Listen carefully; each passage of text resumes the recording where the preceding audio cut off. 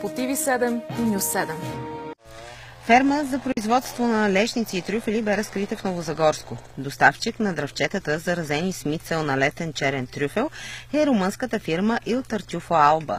Върху площ от 6 декара са засадени 430 лешникови дръвчета, заразени с мицела на летен черен трюфел.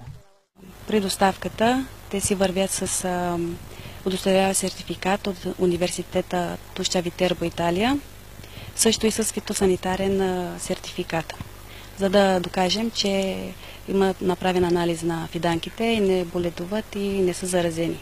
Фиданките на Il Tartufo Alba са с много висока степен на мицел в лешниковите дръвчета, между 70 и 80%. 150-200 кг от декар трюфели ще могат да се добиват от плантацията след 5-та година, а за добрата реколта от значение са липсата на каквито и да е било торове, достатъчното вода и ежегодната проверка на почвата. Подземните гъби се добиват с помощта на специално обучени кучета, за да не бъдат увредени корените на дървото. Отвори